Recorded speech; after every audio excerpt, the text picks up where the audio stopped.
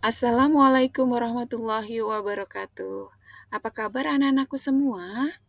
Alhamdulillah, hari ini kita masih diberikan kesehatan, keselamatan, dan dalam lindungan Allah Subhanahu wa Ta'ala.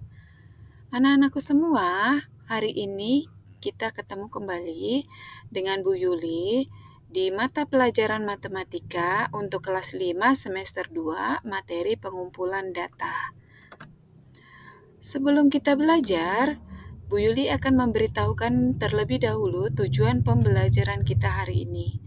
Tujuan pembelajaran kita hari ini adalah yang pertama, melalui aktivitas wawancara dan pencatatan langsung, peserta didik dapat mengumpulkan data sederhana tentang berat badan, hobi, cita-cita, dan ukuran sepatu teman sekelasnya dengan teliti.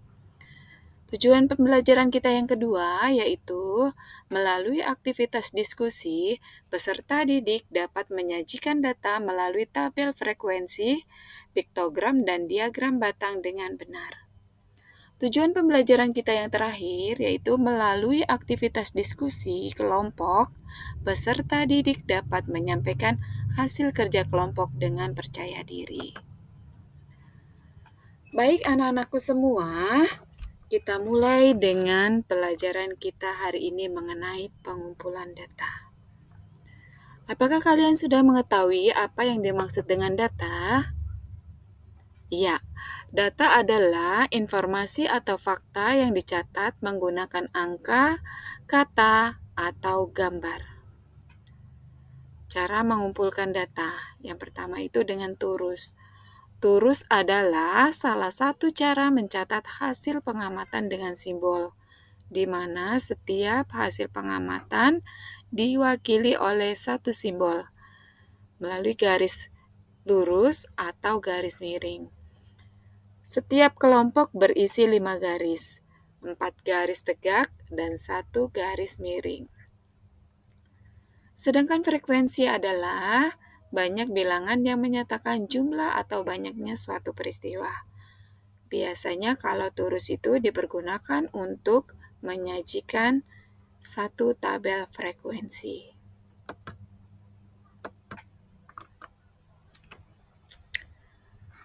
Pengumpulan data kita yang kedua yaitu melalui tes. Tes ini dipergunakan untuk menguji kemampuan siswa dalam mempelajari materi yang sudah diajarkan. Pengumpulan data yang ketiga bisa melalui bertanya langsung atau wawancara. Wawancara ini adalah pengumpulan data yang dilakukan melalui tatap muka dan bertanya jawab secara langsung antara peneliti atau pewawancara dan narasumber. Pengumpulan data yang keempat yaitu melalui isian singkat.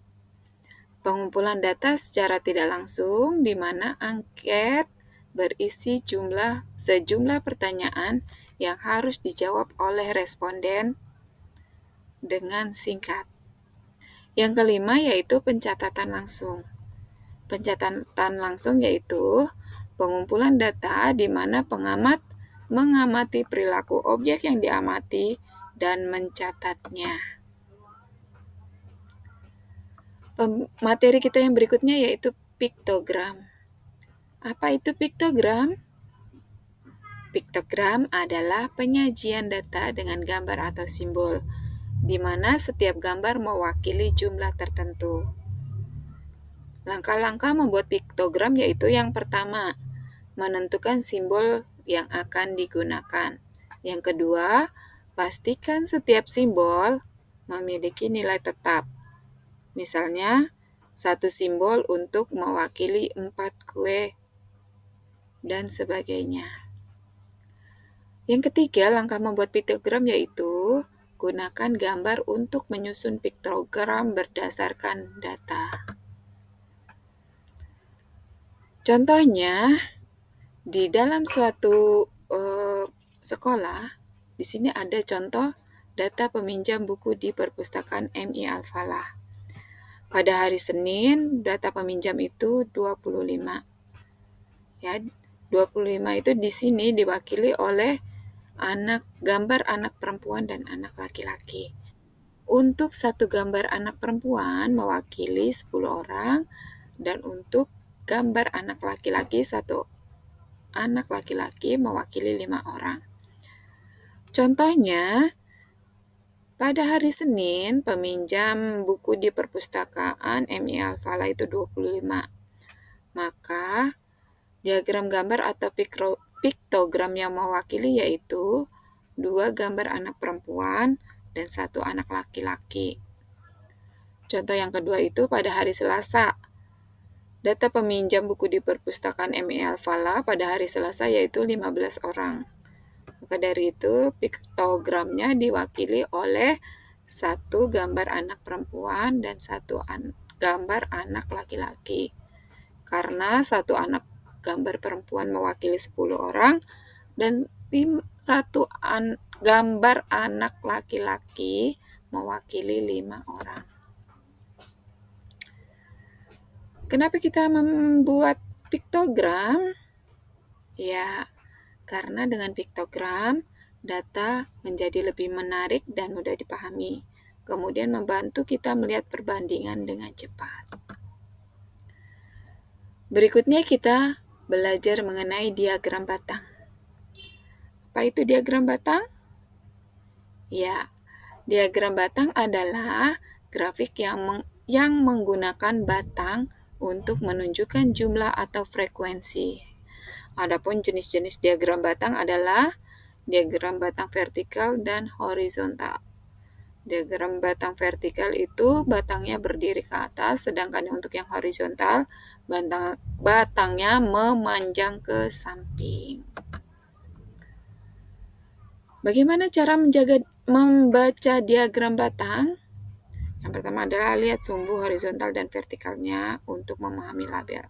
Kemudian perhatikan tinggi atau panjang batang untuk melihat jumlah data.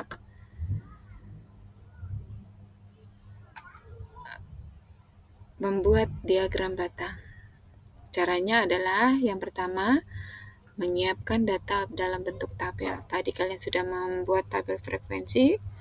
Kemudian menentukan skala untuk sumbu vertikal. Biasanya diwakili dengan angka, ya. Kemudian yang ketiga, gambar batang sesuai data. Baik anak-anakku semua, pelajaran kita hari ini cukup selesai sampai di sini. Dan kesimpulan pembelajaran kita hari ini adalah data membantu kita membuat berbagai keputusan. Piktogram dan diagram batang adalah cara menyampaikan data secara visual. Dan keduanya mempermudah pemahaman informasi. Sekian pelajaran dari Bu Yuli hari ini. Tetap semangat belajarnya dan sampai jumpa di pembelajaran berikutnya. Assalamualaikum warahmatullahi wabarakatuh.